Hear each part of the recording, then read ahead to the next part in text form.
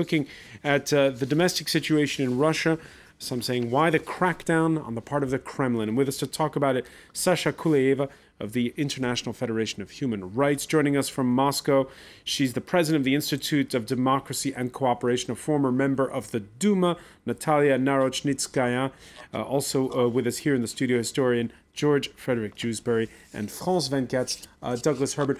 Douglas, there's another event going on in Moscow. We mentioned some of them at the top, and this one's kind of important. The posthumous trial, that is to say, the trial of a dead man going on. Sergei Magnitsky, he died in detention. He was a whistleblowing attorney back in 2009. Day 3 of hearings this Monday. Why is this case pressing on?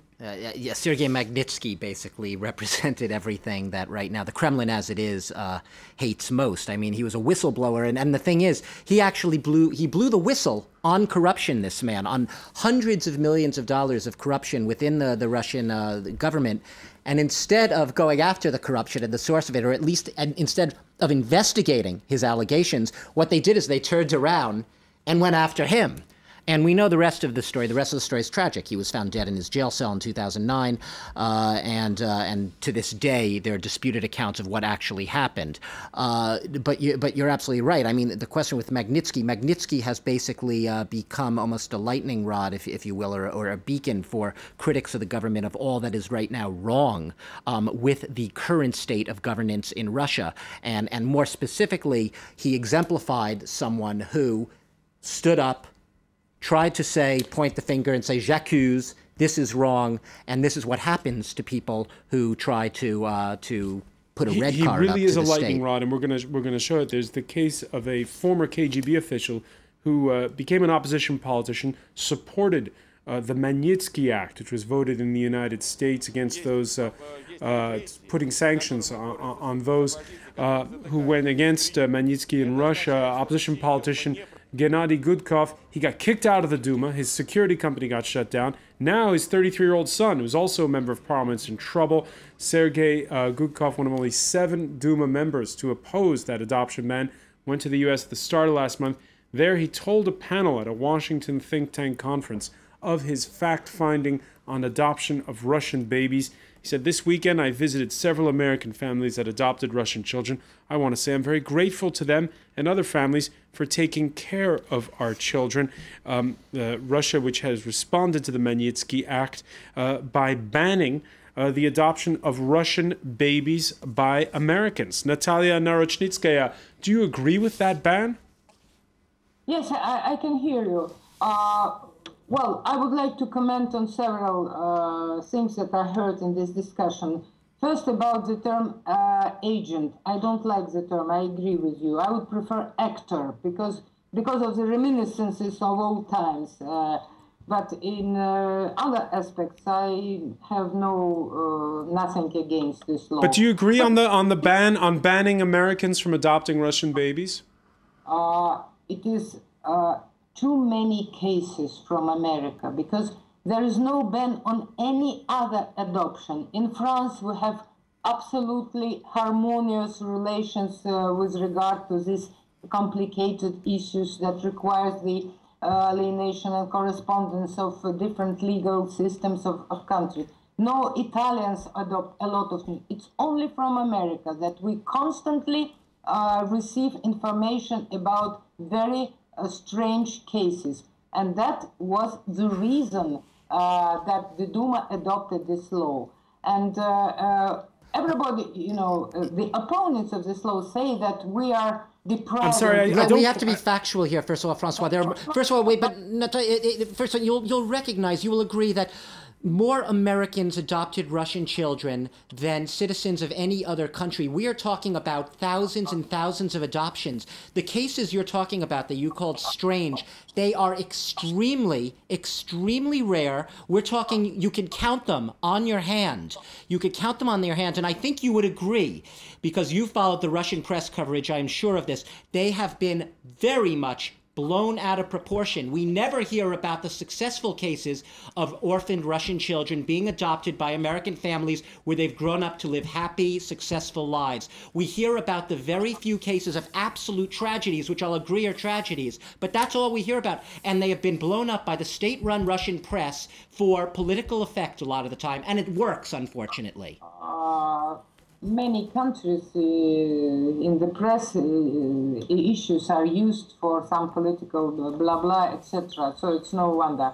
But in America, the case is that the American authorities, referring to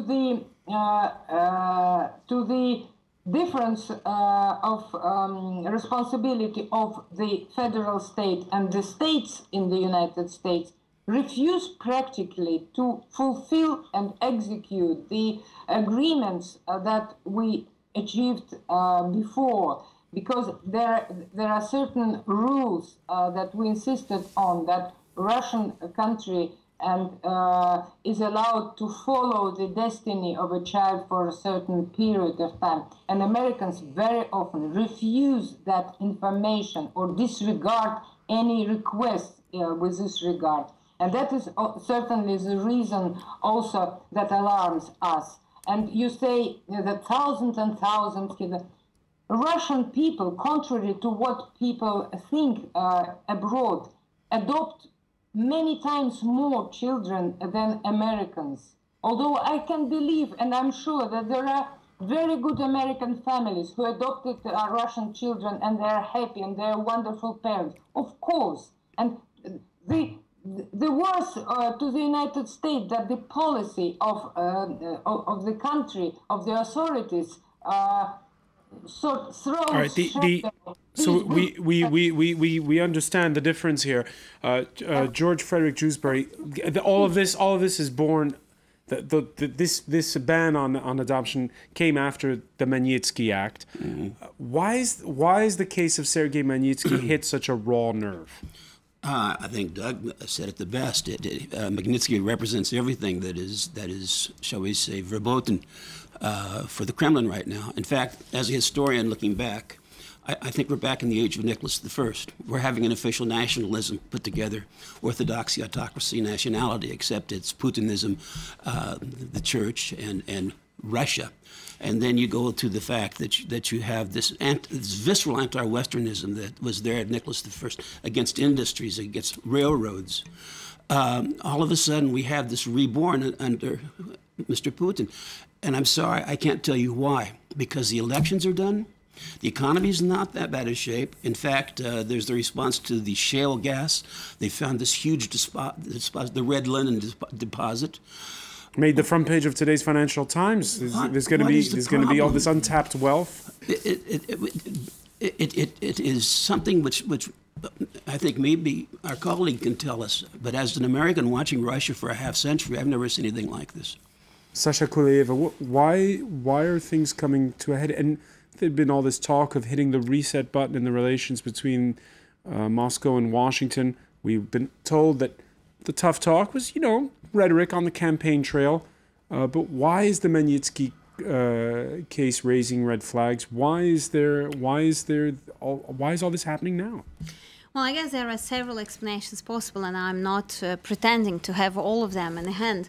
But, in Russia now, the Human Rights Society and activist Civil Rights Society are joking that our society is divided between pessimists and optimists. Pessimists think that things still can go worse, and optimists think that things are so bad that cannot be any worse any longer.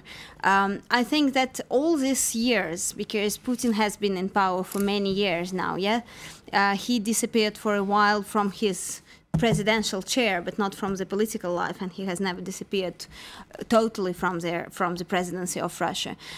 All these years, the direction was clearly going to more and more restrictions, more and more repressive measures, more and more closing windows of opportunities for the civil society, for the civic initiatives for any kind of exchanges of opinions, and we can see where the freedom of media is now, where the freedom of speech is now.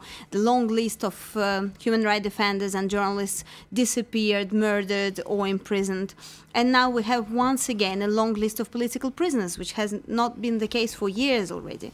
So we had a feeling that there was this toughening of the regime, progressive toughening of the regime, and then when President came back to his chair, which he left, as we say, cosmetically for a while, now he's back on his place, and now he can permit himself something he was maybe willing to do for a while already. And, you know, a lot of this boils down to the personality of Vladimir Putin himself. I remember last month, was in Moscow, François Hollande was visiting Putin, sitting there in the Kremlin, they're sitting next to each other. One of the journalists stands up, I think he was from one of our rival news organizations, and asks him, I watch you gentlemen together, I don't see much warmth between you in your body language. You look very stiff sitting there next to each other.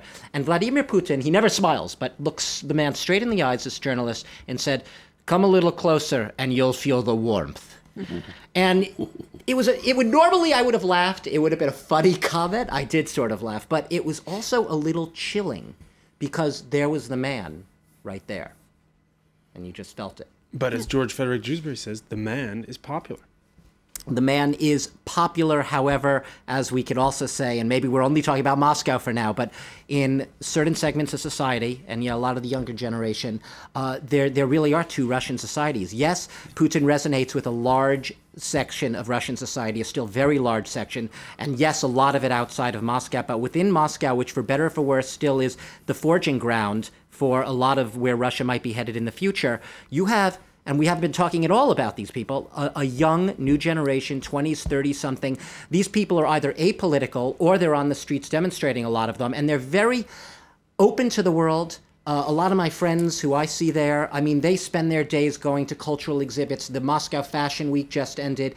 They spend their time there. But is that just the happy few? No, it is a very small elite. But, you know, they're going to photography exhibits. They're hungry for culture, they're hungry for openness, they're sick of the old way of thinking. They don't want revolution. They don't want revolution. That's old and that's old hat. What they do want is to change mentalities. They want to start changing things. They want people to think differently. And they already are starting it by thinking differently. All right. Yeah, and I think that something very important to mention is what kind of arguments is used by the power against the opposition, against NGOs, against human rights defenders or any independent journalists. We are always speaking about some stereotypes, negative stereotypes. We're trying to say that all these people are just getting money, lots of money from the West, which always works. When you say someone has much more money than you, it always works.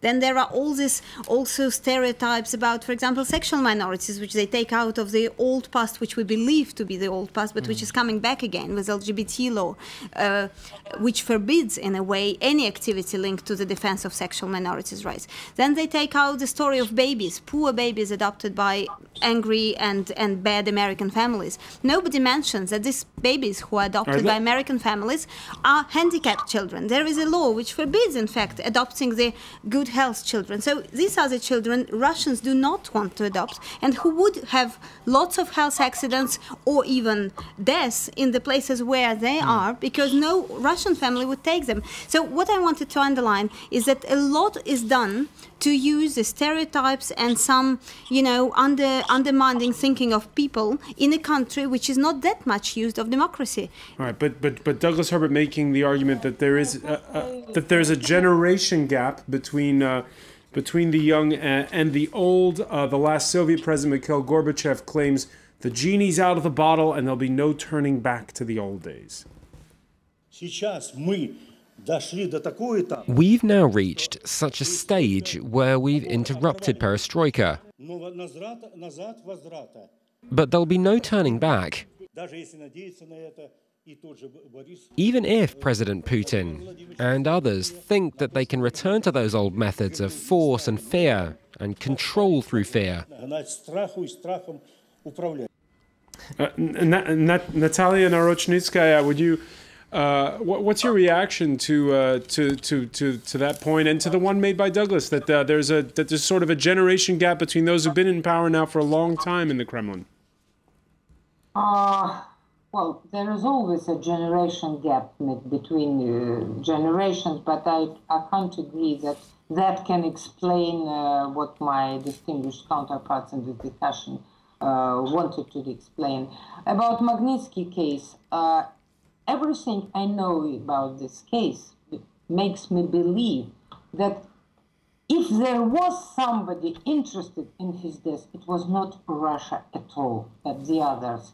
It's his chief, for whom he works, the head of Hermitage Capital, William Browder. His activity was beyond any legal standards of the time, etc. But let us return to the law, Magnitsky law in the Congress. They were removing the Jackson-Vanik amendment, and they wanted something to continue what they have been continuing all the time. And they chose this case. It was clearly political just choice to take one of these and accuse Russia that there are no human rights, there are no legal procedures, etc. And what I have heard here... But why is the posthumous trial continuing? Do you agree with the fact that they're continuing to try him even though he's dead? I truly believe sincerely that they want to find the truth about, especially after all the noise about his death. So, because it needs the investigation and the activity of his chief that certainly in America would earn, 25, 65 years in prison, etc. So why not? Okay, one final point. One final point. Few words about children. Yes, Americans were adopting, many of the Americans adopted handicapped children, but it's not true that Russian parents do not want to adopt handicapped. Because the majority of Russian parents, of course, these are childless parents, and they want to realize their unrealized parental feelings because they don't have. But a lot of big families adopt. And I believe that just one the adoption stimulated enormous work on the part of the society and government to improve the conditions of the orphan homes. Okay, Natalia Narochnitskaya, thank you. Just one final question for George Frederick Jewsbury here. We've seen that the U.S. passing the Magnitsky law, a hardball approach to this. In Europe, a lot of wavering so far in terms of which way to go when it comes to Russia. Do you think Europe can adopt a common stance when it comes to Russia? I wonder if Europe can adopt a common status on anything, frankly, especially with Russia, with the problems of natural gas and the rest. Too much beholden. Too exposed. And frankly, one of the former American ambassadors was quoted as saying that the Magnitsky Act was a mistake. Because in the long term, in this moral quest, it's going to block the financial transactions that will help. All right, so we'll have to follow the money. George Frederick Jewsbury, I want to thank you. I also want to thank Sasha KOULAEVA, Douglas Herbert, and Natalia Narochnitskaya for joining us from Moscow. Thank you for being with us here in the France 24 debate.